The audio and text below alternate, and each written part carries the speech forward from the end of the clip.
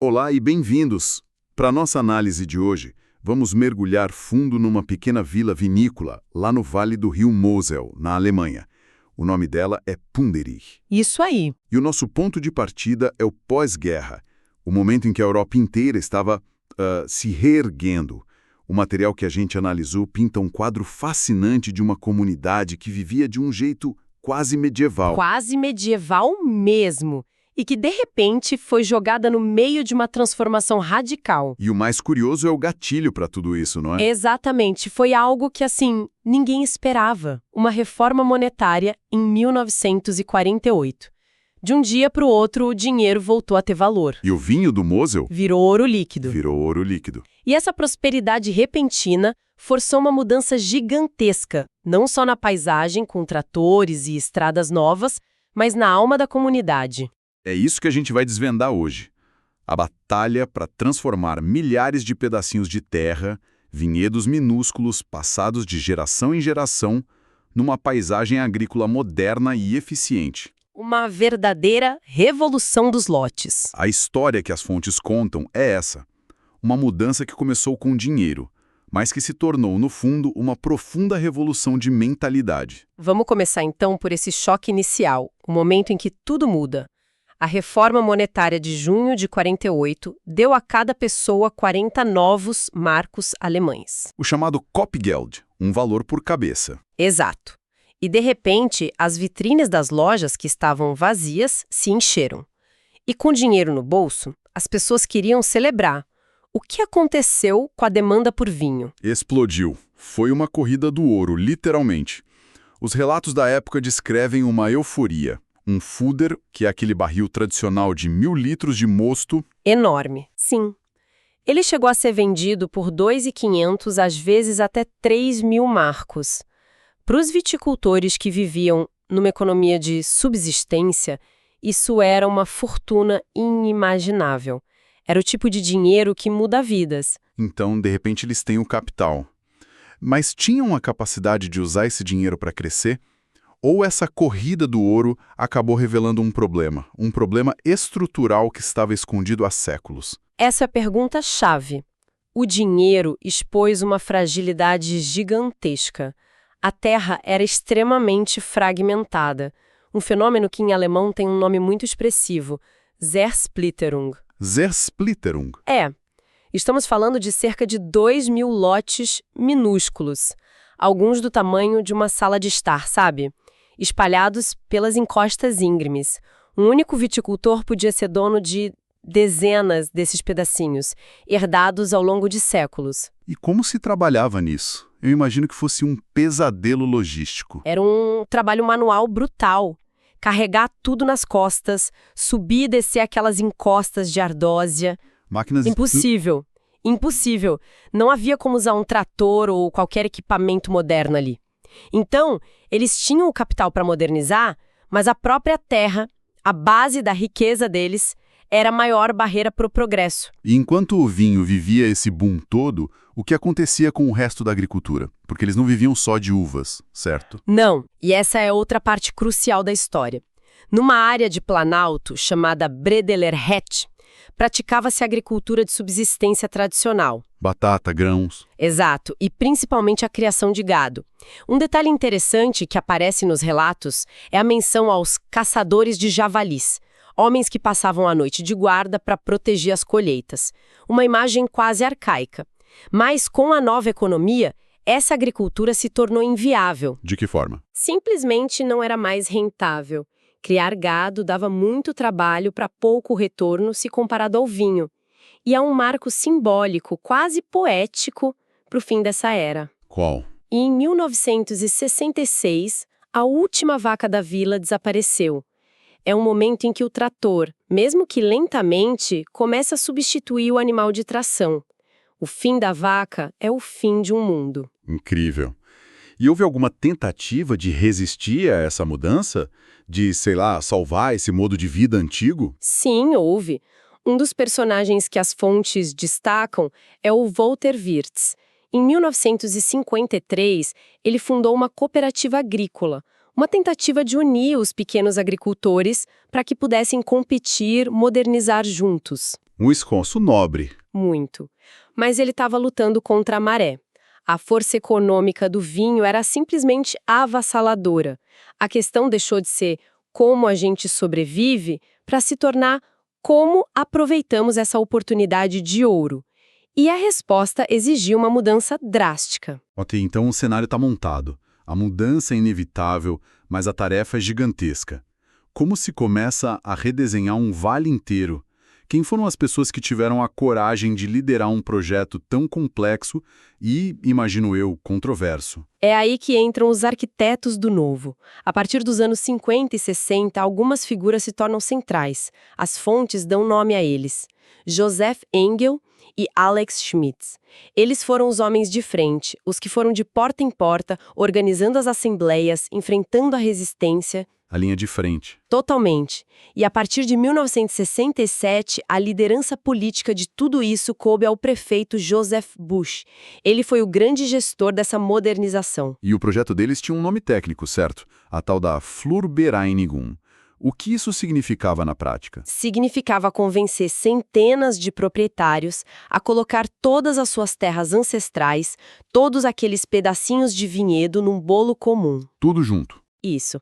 Depois, uma comissão redesenharia o mapa e devolveria a cada um uma parcela única, maior, de valor equivalente e agora acessível por uma estrada.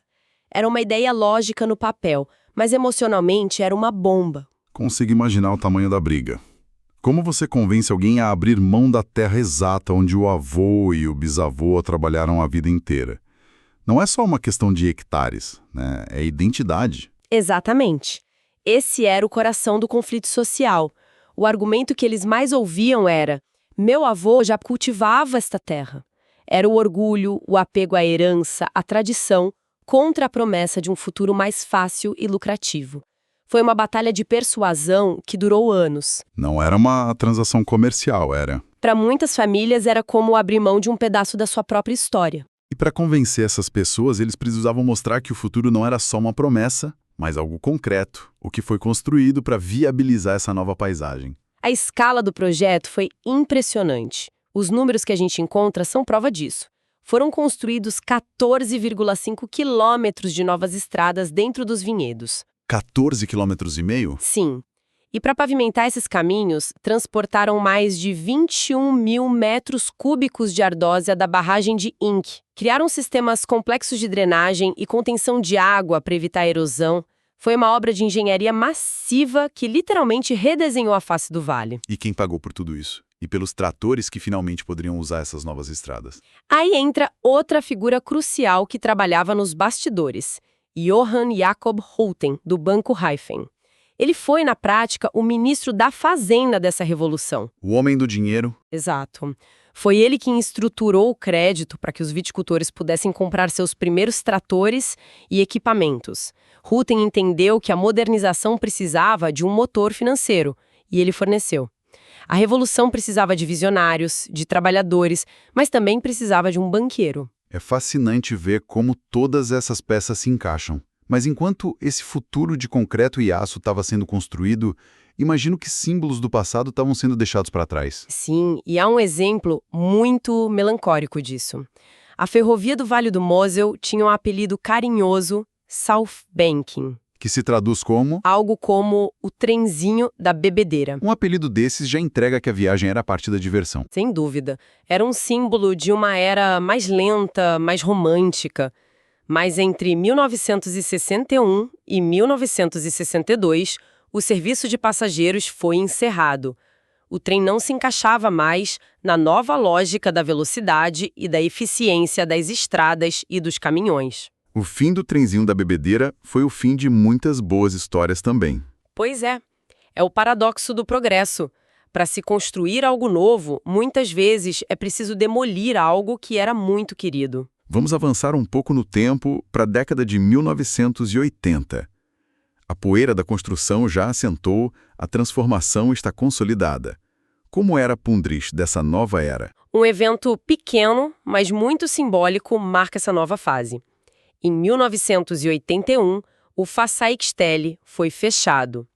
Era o posto oficial de aferição de barris. O que era isso exatamente? Era um lugar onde, por séculos, os viticultores levavam seus barris de carvalho para medir e certificar o volume antes da venda. E o que o fechamento desse posto representa? Ligeiramente diferente, sabe? Ah, entendi. Ele foi substituído pela precisão dos tanques de aço inoxidável e por métodos de vinificação mais científicos, mais higiênicos, eficientes. Foi o fim de uma arte secular, mas o começo de uma indústria vinícola muito mais profissional. E nesse novo ambiente mais profissional e talvez mais aberto a novas ideias, surge um pioneiro que decidiu quebrar uma tradição sagrada. Queria que você falasse sobre o Alfred Damm. Alfred Damm é uma figura fantástica.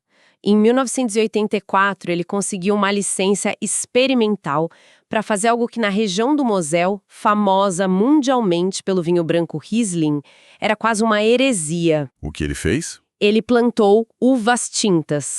Uvas tintas no Mosel. Imagina a reação dos vizinhos. Os relatos são claros. Foi de zombaria e ceticismo. Provavelmente achavam que ele tinha enlouquecido. Numa cultura vinícola tão estabelecida e orgulhosa do seu Riesling, inovar de forma tão radical era visto com enorme desconfiança. Mas ele foi em frente. Sim. E o fascinante aqui é que Damm não estava apenas plantando uvas, ele estava testando os limites da nova identidade da vila. A questão era, a modernização nos tornou apenas mais eficientes ou ela também nos deu a coragem de inovar, de quebrar tradições? E qual foi o resultado desse teste? Foi um sucesso retumbante. O vinho tinto dele não só era bom, como se tornou um marco para a comunidade. Mostrou que a mentalidade havia realmente mudado. O foco não era mais só em preservar o que os avós faziam, mas em criar algo novo. A inovação passou a fazer parte da identidade de Punderit. Exatamente. Não era mais vista como uma ameaça. Então, com essa nova confiança econômica e de identidade, como a vida social na vila mudou no dia a dia? A prosperidade ficou só no bolso dos viticultores ou ela, de alguma forma, transbordou para a comunidade? Transbordou completamente. Foi o sucesso econômico que bancou uma redescoberta da cultura local. As fontes mostram uma explosão na vida comunitária. Em 1962, no auge das obras da Flurbereinigung, foi fundada a Wenzerkapelle. A banda dos viticultores. Isso. E não foi coincidência. Era como se as pessoas precisassem de uma trilha sonora para celebrar essa nova era que estavam construindo com as próprias mãos. A trilha sonora da nova autoconfiança. Perfeito. As celebrações de carnaval, a Fastnacht, se tornaram mais vibrantes. Vários clubes e festivais surgiram. As pessoas tinham mais tempo e recursos para se dedicar à música, ao esporte, à festa. E a vila em si também mudou. Muito. A própria vila se transformou fisicamente. Um novo jardim de infância em 1964, um novo cemitério em 1969 e, nos anos 80, o auge da renovação urbana, com a criação de uma praça central e a reforma de prédios históricos. Punderer não estava apenas mais rica, estava mais bonita e mais orgulhosa de si mesma.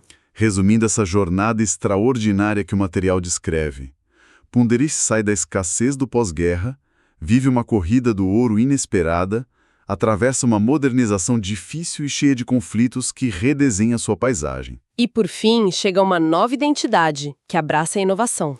A revolução dos lotes foi, no fim das contas, uma revolução de mentalidade. Sem dúvida. E se olharmos para o quadro maior, o que aconteceu em Punderir é um microcosmo perfeito do Wirtschaftswunder, o milagre econômico alemão. Reflete o esforço monumental, físico e organizacional de uma geração determinada a construir um mundo mais próspero. Mesmo que o preço fosse abandonar conscientemente um passado muito querido. Exato. É uma história de sucesso impressionante. Mas para uma reflexão final, os documentos celebram, e com razão, essa conquista de eficiência e modernidade. Mas fico pensando, qual é o custo cultural a longo prazo quando milhares de histórias familiares individuais, ligadas por séculos a pequenos e específicos pedaços de terra, são consolidadas em uma paisagem uniforme e otimizada? Essa é a grande questão que fica. Que narrativas não ditas, que memórias, ligadas àquele pedacinho de terra específico do bisavô que só aquela família conhecia. Acabaram sendo pavimentadas, literalmente, pelas novas e eficientes estradas dos vinhedos. Exatamente. Que histórias foram essas? É algo para se pensar.